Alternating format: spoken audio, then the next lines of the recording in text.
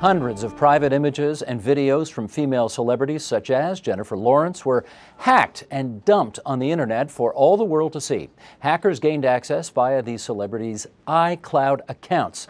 Accounts that store information not on individual phones and other devices, but on computer servers in another location. Now, joining us now to help explain what the hack says about the state of digital privacy, Ramona Pringle, interactive producer and director of Avatar Secrets, and a professor of digital media in the RTA School of Media at Ryerson University. And Avner Levin is here, associate professor and the chair of the Law and Business Department at the Ted Rogers School of Management and the director of the Privacy Institute, also at Ryerson University. Good to have both of you here this morning. We should just for the last time explain that we had a flood in this building, and that's why we are not in our typical studios. We're here on the 4th floor at 2180 Yonge Street, but things will look more normal next week, I'm told. Anyway, thanks to both of you for coming in. Ramona, just let's step back. For those who missed the news this past week, although many didn't because people went online and chose this as our story of the week, what happened here? Right, well, as you have just mentioned, this has been a hard story to miss because, of course, celebrities and leaked photos, this is link bait, right? This is something that everyone wants. Link bait. It's something that everyone wants to talk about because people know that it will get you to click on that story. This is one of those hot topics that everyone wants to talk about for multiple reasons. It's got celebrity, it's got privacy. Could it happen to me? Over the weekend, over Labor Day weekend, which isn't usually when you have some kind of big story like this happen, a number, as you mentioned, of celebrity photos were leaked. The story as it's come about, there's multiple people involved. It's not that it was one hacker, but these photos were posted to a messaging board called AnonIB, IB being IB being image board. Okay. This is sort of like 4chan. What's happened with these photo sharing boards is that they get closed down. There are FBI raids. They're posting illegal images. They're posting pornography and posting photos, either hacked photos of celebrities or what we commonly refer to as revenge porn, which is when it's photos of regular people, when it's not being hacked into a celebrity phone, but someone wants to get back at an ex and they may have these private photos or compromising photos. So these photos were leaked. There were hundreds of them. Some of them were real. Some of them weren't real. And it just was this massive, massive leak. I heard Jennifer Lawrence's name. Jennifer Lawrence. Obviously well-known Academy Award winner. Numbers others of as well? Absolutely, numbers of others, dozens of others. One of the things, there were these catalogs that were listed online, almost like brochures that were listing hundreds of names, some of which were posted in photos, some of which were proven to be real. There's sort of PR people going through all of these lists, and journalists right now going through these lists trying to verify which were real photos and which weren't real photos, which of course isn't really even the issue. It's not the point, of course. Were they all women whose pictures were leaked? As far as I know, they were all women. Women are the sort of target in this issue, which is one of the I think big themes that we're seeing here. Is as much as this is about privacy, it's about women on the internet right now. A number of times I've heard this story talked about. It's in the passive voice. The images were leaked. Well, of course, they weren't leaked. Somebody actively leaked them. Do we know who? Right, so there's a number of different people at play. This was not one person. There is one name that is being used around. There's a username called Original Guy, who is the one who posted these photos, who was trying to get money for them. But of course, he was a collector. He wasn't necessarily the hacker. And what we're hearing about is a hacking ring. So what you had on AnonIB, on this forum, was a place where people who would come in and who were this ring of hackers, and iCloud hackers in particular, sharing photos, wanting to hack into celebrity accounts, wanting to sell them, almost using these images as a currency inside of the dark web. And do the authorities know the actual identities of these people? I think that this is all being looked into right now. So this is all moving very, very quickly. We know that the FBI is looking into this, but that's ultimately the issue. Hacking is not legal. So it's very different in a case like this when you have these photos being taken from celebrity accounts as opposed to something like a revenge porn case when it's in someone's personal phone and that photo belongs to whoever it is that's posting it. This is illegal, so the FBI is looking into it. But you know, even if this Original Guy who posted it, who was the collector, is found, even if the hackers are found, there's many, many more. The internet is a massive place. Sure. And one last thing before I get Avner in, and that is, I presume they had a choice of sort of dribs and drabs release or just dump it all. They went for the latter. You know why? Well, yeah, we do know why, or we can make guesses, educated guesses as to why. These photos were, it's shown, you can see from the metadata in some of the photos that these were collected over a great period of time. There was a number of celebrities, and in the case of Jennifer Lawrence, there was a number of photos taken over an extended period. What we see is that these collectors, so this original guy was a hoarder of this kind of imagery, and there's this sort of there's an honor, or there's some pride that's taken into having things that other people don't. So they like hoarding them, they like not sharing them, but there's also a value. They'll sell them. They'll sell them to the press, sell them to, Perez Hilton, TMZ. Subculture here. That right. There's an entire subculture. But what's being talked about is that, and so he had said he had spent a lot of Bitcoin. He had spent money to be able to get these images. He's not the one who hacked them. He got them, and then they were in his possession. But what we're hearing is that over the course of the weekend, people were talking about how these celebrity photos were circulating online, and there was this fear that the value of them was dropping quickly. So everyone came forward and kind of wanted to do this dump before nothing was worth anything. All very dark and depressing. It's strange. Okay, Abner, let's go back to first principles here. There will be people watching us right now who hear us talking about the cloud, Right. and they don't know what we're talking about. So what's the cloud? The cloud is like, you think about it as a hard drive that's not connected to your phone. It's through Wi-Fi, through the internet, the information is sent somewhere and stored as a backup. And that somewhere doesn't even have to be one physical location, it could be several physical locations. A lot of companies, for security purposes, will take your information, such as your images, and split them up and store them into several locations. They could be North America, it could be the United States, Canada, Asia, Europe, all over the place, and then they have the software that puts it all back together for you. That's the cloud. That's why they call it a cloud, because it's virtual. It goes across many countries and across several territories, but the beauty of the technology is that it all brings it back for you when you need it. I'm being somewhat metaphorical with this next question, but one has in mind a very secure place, guards standing with guns outside it to make sure that everything is secure and nobody can get into it. Is it that secure? For most of the big companies, it is secure, and that's why they do a lot of business with the cloud. We're talking about major cloud service providers like Amazon, like Google, like Microsoft. More and more of their business is done through cloud storage services, and they do have security. When you think back to the NSA leaks and Snowden, you know that the NSA didn't actually try to attack the cloud itself, but they tried to attack communications between cloud servers because they thought that was the weaker link. So that tells you a little bit if an organization like the NSA thinks that it should go after the communications, that the servers themselves, they've got good security, and that's the reason why businesses go there and choose to store their stuff over there rather than physically in a vault, let's say here in downtown Toronto. Now, is there one cloud, or are there several clouds owned by several companies? Several clouds owned by several companies, exactly. And who owns them? Well, the major ones are owned by the major companies that we're familiar with, such as Amazon, such as Google. Amazon is a huge player in cloud storage. Google is one. Microsoft is one. You've got IBM. You've got Apple doing the iCloud services that we're talking about. So all the big companies that you can think about are in the cloud business. Okay, so this is an Apple cloud that we're talking about Yes. here. How culpable do you think they are for the fact that their security appears to have been breached here? Well, it's clear that they had at least one flaw, which is the ability to try your password multiple times, and that's what the hackers apparently exploited, is that they did a mixture of saying, well, I'm going to try to get into Jennifer Lawrence's account, and I have the ability, because of this flaw in the iCloud software, to try many different passwords. So finally I can sort of find the right password.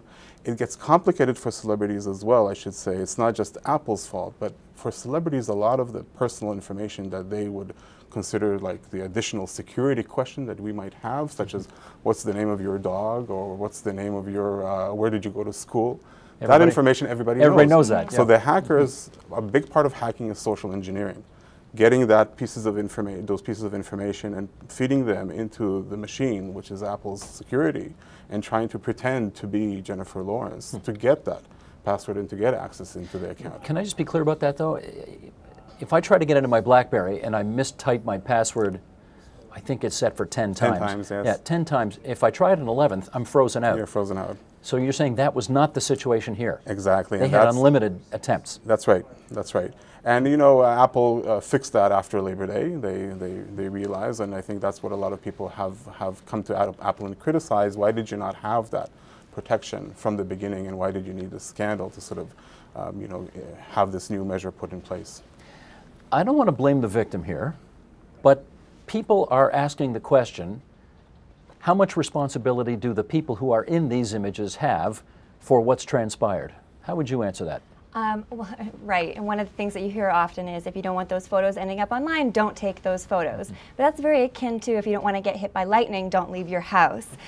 There's been this huge we're seeing this huge changing of the guard because we live totally digital lives. There's a journalist with Forbes who has a privacy column named Kashmir Hill, and even last year she was talking about that, telling people not to sext, not to send any kind of compromising photo over a digital service is sort of like trying to teach abstinence, that we find that it doesn't work, that this is the digital world and this is how people are going to live. But it's also pointing the finger in the wrong direction. I think for a long time we've differentiated the cloud or digital. It seems like it's far away. It seems like it's not tangible. The people who are the perpetrators are the hackers and are the people who are sharing and collecting these images, and also us as a community, the people who are willing to click on those links, who want to look at those things.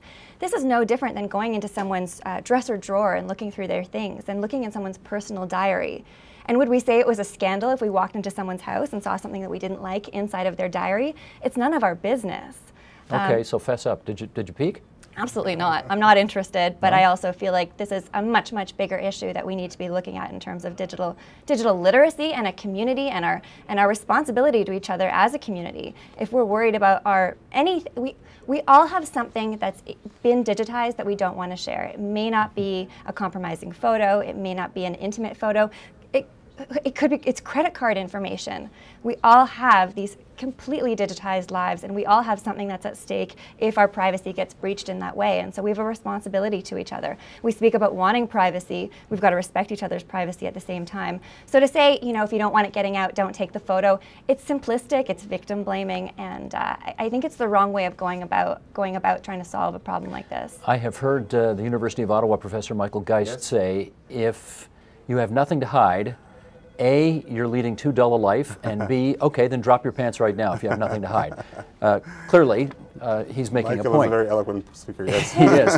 What do you think about this notion, though, that if you just don't want to get into this kind of trouble, don't take naked pictures of yourself? Well, I mean, I have somewhat of a hard time sympathizing with celebrities especially, because I think celebrities are playing a different game than everybody else.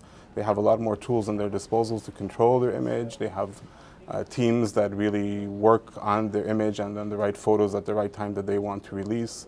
And when celebrities talk about privacy, my default is a little bit less sympathetic. But at the end of the day, I do think that what everybody's trying to achieve is what they simply have in the offline world. And we don't think about that often. We think about privacy online as some kind of oxymoron, something that nobody is sort of able to achieve or is so sort of elusive.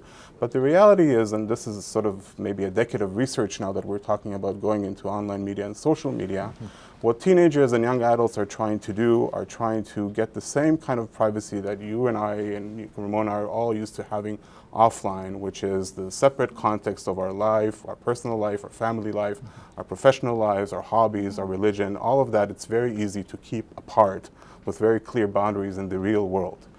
All of those boundaries become very porous and blurry when you move into the online world. And so what people are trying to do online is simply keep that kind of separation. And it's very difficult to do that. So that's why time and time again you'll hear people want their privacy online. And time again people will complain, even though you have an image like that, like let's say Jennifer Lawrence took, and obviously she took it and she may have wanted to share it with a select group of people, maybe just with one other individual, but she feels that her privacy has been harmed once other people look at it. Well, and it has. And it has. And it's the classic example of people saying, well, the information moved from one context in which I was comfortable with to another context in which I'm not comfortable with. But I wonder, Ramona, what's the lesson here? Two options. There's no such thing as internet privacy anymore, so get over it and don't be stupid about it. Or we have to improve internet privacy, and we can. Which is it? I mean, I think that there's something to both of those. A couple of years ago, there was photos of other celebrities, Scarlett Johansson, always women, right? It's always women. That's who we want to see naked photos of. And back then, it was leaked as scandal. It was everywhere. TMZ, Perez Hilton, everyone talked about this scandal of seeing these women in these intimate photos. this year, once again, when these photos leaked, the people who were leaking the photos wanted to sell this. They thought the value again was in scandal. Again, it comes back to link bait, that opening line of how do we get people to click on our news, to buy these images. But people didn't want to, the audience, the viewers, there was a backlash against this because people started to not want to think of this as scandal, because what they realized was this isn't a scandal. This is her personal property. These are their personal images. And it's not that it's scandalous behavior. It's not that it's infidelity. It's not that people are doing things illegal.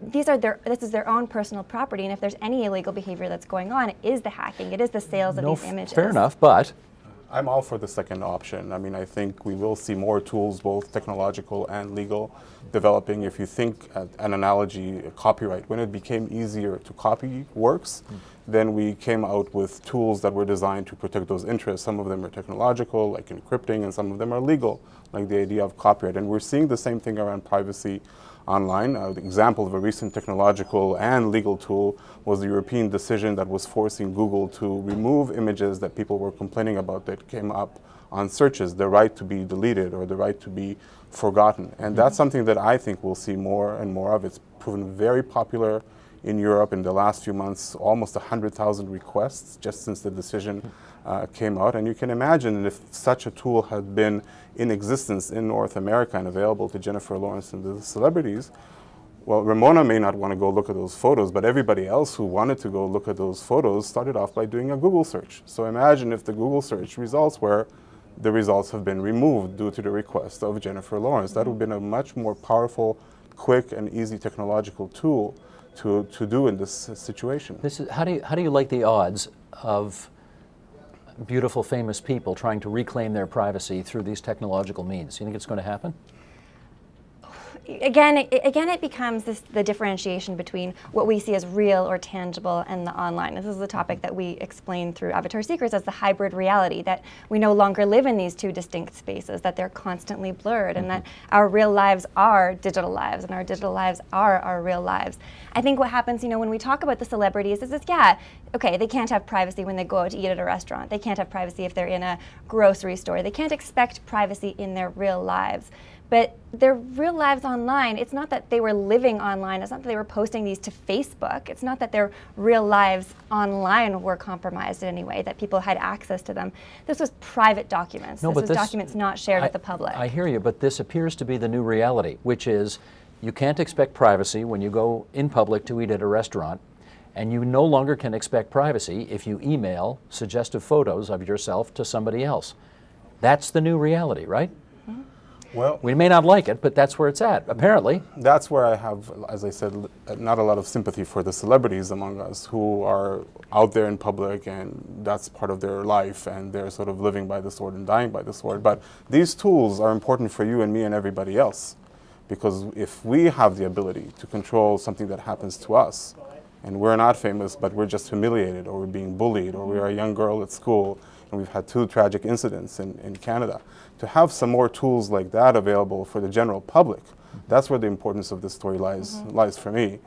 I frankly wish all the celebrities, all the world, best wishes in the world, but I'm not that concerned about what's going to happen to them at the end of the day. I absolutely agree, and I think in some ways, because it's very clear, it's much more straightforward in this case, because it is hacking, it is stealing this content, and so the FBI is involved. It gets much more complicated when this happens to real people, where often the photos that get posted in the cases of what we refer to as revenge porn belong to the person who's posting them. They've been given to them. They've been sent to them. And so it becomes this murky territory where what is ethics and legal enforcement sort of aren't meeting up yet. And that's what we want, is to be able to catch up as a society in terms of our behavior, our understanding, our ethics, our understanding of these different spaces and different worlds, but also legal repercussions, legal ramifications in terms of that behavior. So I think this does bring light to the issue of, our ownership over our own image when it is online and who posts what, but it's sadly much more complicated when it happens to a real person who's not a celebrity, because it's not happening in a targeted attack. Sure. So at the end of the day, who do you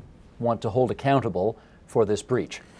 Well, I think the companies have a major role to play, and they have to become more accountable. If we're going back to Apple, or if we're talking about social media, or if we're talking about forums like Anon IB or 4chan, I think these are all, in some sense, entities in our modern world. They're corporations or some other form of organization. We have to find the tools, and we have to bring them into the conversation to make them accountable. If it means that they have to pay damages, if it means that they have to be held liable in some legal sense, or if it means that they have to come up with new tools that they have to develop for the benefit of people, that's the kind of stuff we need corporations to do more of, and they haven't been involved. It's been very convenient for them to sort of step back and say, well, this is a fight between two people online, and we've got nothing to do with it in revenge porn cases and other cases. I think the answer, a large part of the answer, lies in holding companies more accountable. There were a number of celebrities, obviously, who got caught up in this whole thing on this past Labor Day weekend, but presumably there are infinite numbers more who didn't get caught up in this. They're probably terrified now, aren't they, that they're next? Fair to say?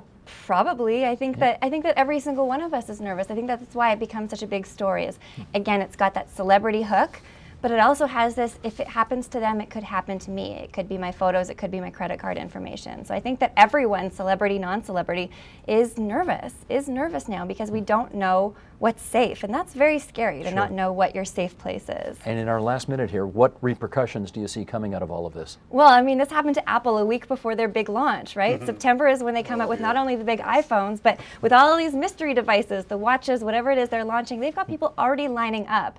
So we have yet to see what the ramifications are, but it couldn't have happened at a worse time for Apple when it comes to when they're trying to make sales and when they're going to make splashes. Is this the kind of thing, Avner, where people might punish Apple for what they perceive as a not serious enough look at security? Historically, unfortunately, I have to say, people have not punished companies for privacy violations. The rare exception is Target last year when there was this massive credit card breach and the CEO had to resign for a number of reasons. If we see more of that punishment, I think that will be a good thing for privacy at the end of the day, but if you have to ask me to bet on it, probably not. We don't ask you to bet here. We just ask for your opinions. Thank you. Ramona Pringle, Avner Levin, both from Ryerson University. It's really good of you to come in tonight and help us out with this. Thanks so much. Thank you. Okay, Elwyn, we should mention as well, we're going to see more of you coming up, aren't we? Yeah, absolutely. Yes, we're going to see you in about a month for the premiere of your online documentary, Avatar Secrets, so look forward to seeing you then as well. Thanks, absolutely. I look forward to it. Support Ontario's public television. Donate at tvo.org.